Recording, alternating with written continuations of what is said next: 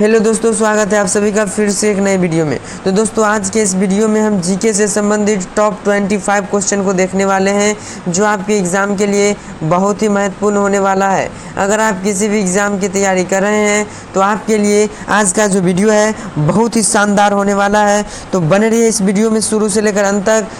चलिए बिना देरी किए वीडियो को शुरू करते हैं। हमारा क्वेश्चन नंबर पहला में है, भारत की पहली बोलती फिल्म कौन सी है?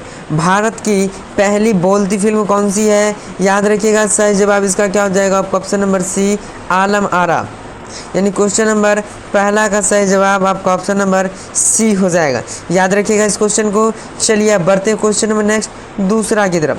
हमारा क्वेश्चन नंबर दूसरा में है, राष्ट्रीय वायुसेना दिवस प्रत्येक वर्ष कब मनाया जाता है? राष्ट्रीय वायुसेना दिवस प्रत्येक वर्ष जो है कब मनाया जाता है?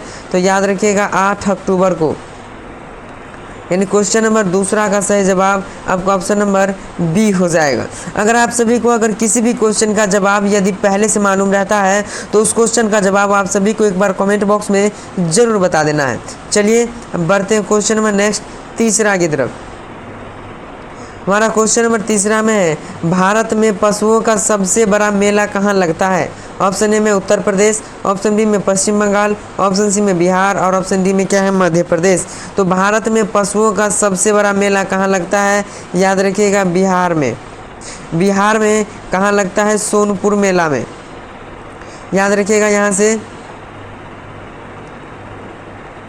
चलिए अब बढ़ते हैं इसी तरह से अब क्वेश्चन नंबर नेक्स्ट चौथा की तरफ।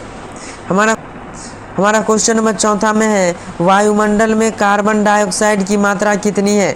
कार्बन डाइऑक्साइड यानी कि वायुमंडल में CO2 की मात्रा कितनी है? याद रखिएगा 0.03%। और वायुमंडल की बात है तो यहाँ जान लीजिए वायुमंडल में ऑक्सीजन की मात्रा कितनी है? 21%। और नाइट्रोजन की मात्रा कितनी है? याद रखिएगा नाइट्रोजन की मात्रा 78% है। चलिए अब बढ़ते हैं इस वीडियो से। आप तो क्वेश्चन नंबर चौथा से 2-3 क्वेश्चन को याद रखिए कि कार्बन डाइऑक्साइड की मात्रा वायुमंडल में कितना है? 0.03%। और वायुमंडल में ऑक्सीजन की मात्रा 21% और नाइट्रोजन की मात्रा 78%। चलिए अब बढ़ते इसी तरह से अब क्वेश्चन नंबर नेक्स्ट पाँचवा की तरफ। हमारा क्वेश्चन नंबर पाँचवा में है, जय जवान जय किसान जय विज्ञान का नारा किसने दिया था? जय जवान जय किसान जय विज्ञान का नारा किसने दिया था? तो आप सभी को याद रखना है अटल बिहारी वाजपेयी। यानी क्वेश्चन नंबर पाँचवा का सही जवाब आपका ऑप्शन नंबर बी हो जाएगा। चलिए बढ़ते हैं अब इसी तरह से क्वेश्चन नंबर नेक्स्ट छठा की तरफ। हमारा क्वेश्चन नंबर छठा में है, किस देश का राष्ट्रीय चिन्ह कंगारू है? किस देश का राष्ट्रीय चिन्ह कंगारू है? याद रखिएगा ऑस्ट्रेलिया की। यानी क्वेश्चन नंबर छठा का सही जवाब आपका ऑप्शन नंबर सी हो जाएगा। चलिए बढ़ते हैं अब क्वेश्चन नंबर नेक्स्ट सातवां की तरफ। हमारा क्वेश्चन नंबर सातवां में है, भारत के संविधान सभा की पहली बैठक कब हुई थी? भारत के संविधान सभा की पहली बैठक कब हुई थी? तो याद रखना है सही जवाब क्या हो जाएगा? 9 दिसंबर 1946 को। भारत का पहला बैठक 9 दिसंबर 1946 को और दूसरी बैठक ठीक एक दिन बाद 10 दिसंबर 1946 ईस्वी को हुआ था। याद रखिएगा भारत में संविधान का पहला बैठक 9 दिसंबर 1946 और दूसरा बैठक 10 दिसंबर 1946। चलिए अब बढ़ते क्वेश्चन नंबर नेक्स्ट आठवां की तरफ। हमारा क्वेश्चन नंबर आठवां में है, भारत में रेल मार्ग की कुल लंबाई कितनी है? भारत में जो है रेल मार्ग की कुल लंबाई कितनी है? याद रखना है 65,974 किलोमीटर। यानी क्वेश्चन नंबर आठवां का सही जवाब आपका ऑप्शन नंबर डी हो जाएगा। अगर आप सभी को वीडियो अगर थोड़ा सा भी पसंद आ रहा है तो प्लीज़ वीडियो को लाइक ज़रूर कर दीजिएगा।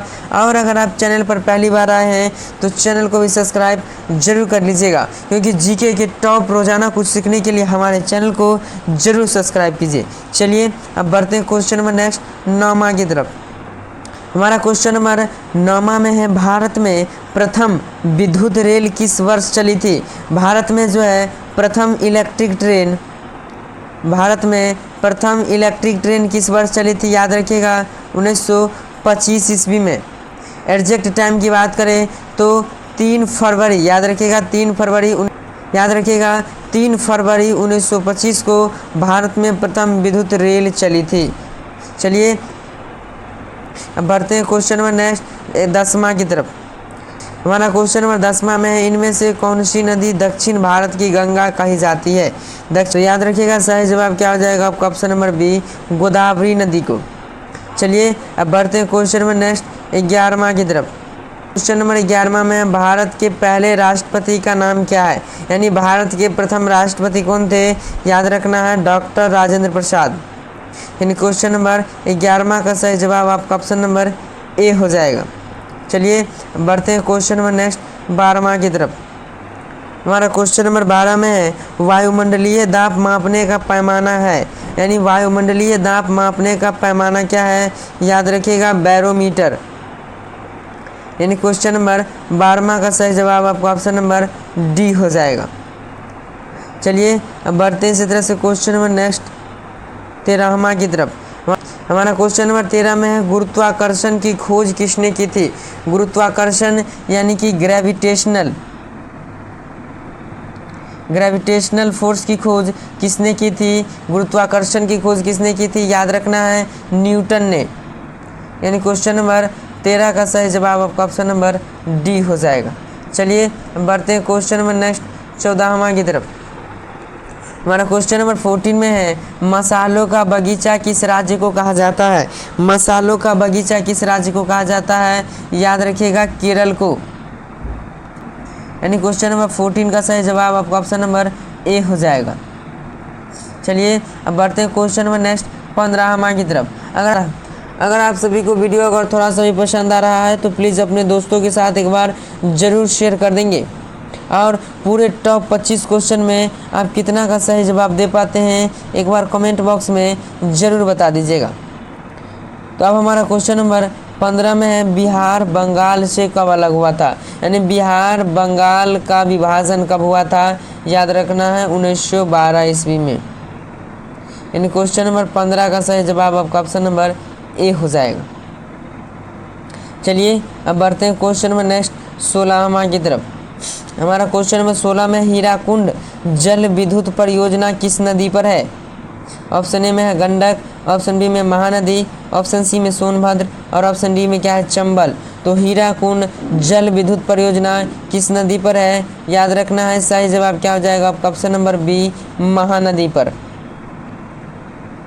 यानी क्वेश्चन नंबर 16 का सही जवाब आपका ऑप्शन नंबर बी हो जाएगा।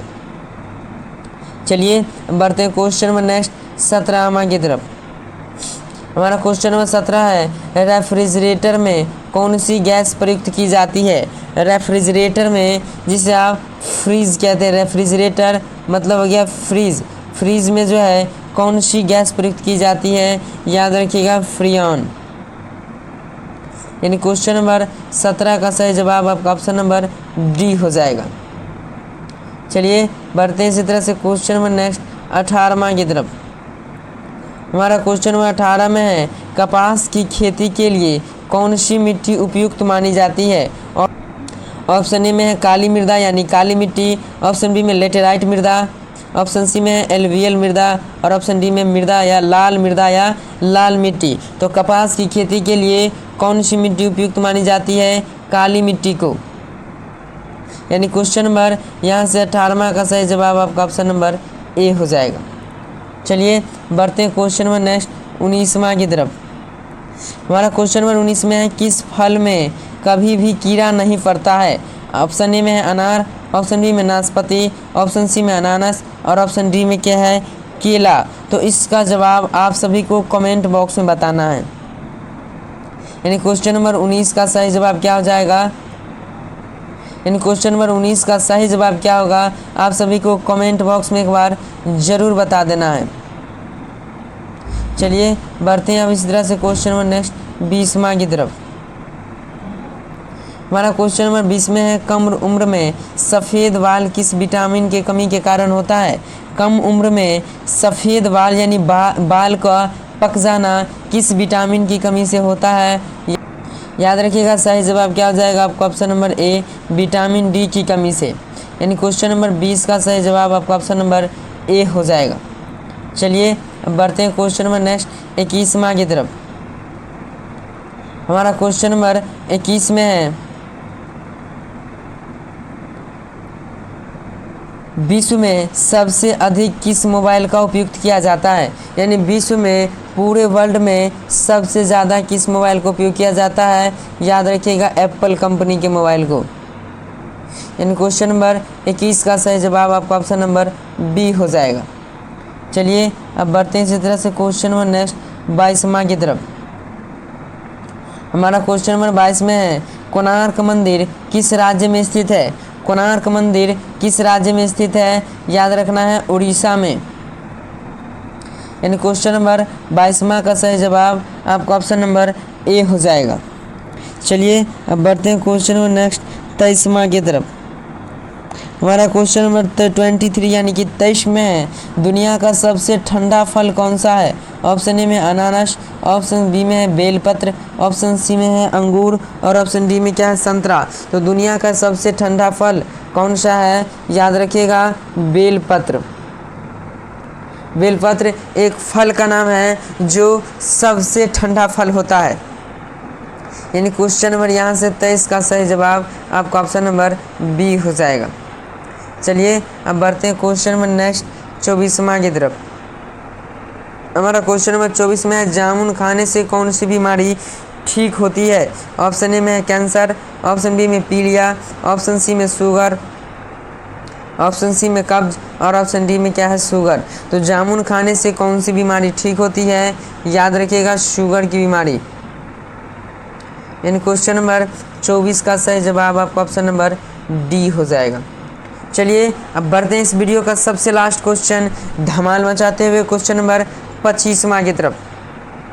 हमारा क्वेश्चन नंबर 25 में है, गांधी जी की पत्नी का क्या नाम था? यानी गांधी जी के, महात्मा गांधी जी की पत्नी का क्या नाम था? याद रखना है कस्तूरबा गांधी। यानी क्वेश्चन नंबर 25 का सही जवाब आपका ऑप्शन नंबर ए हो जाएगा।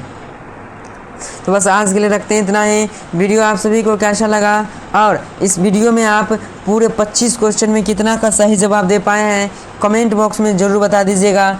और अगर आप चैनल पर पहली बार आए हैं तो चैनल को सब्सक्राइब किए बिना जाइएगा मत। तो चलिए आज के लिए रखते हैं इतना ही, मिलते हैं अब नेक्स्ट वीडियो में। तब तक के लिए जय हिंद, वंदे मातरम।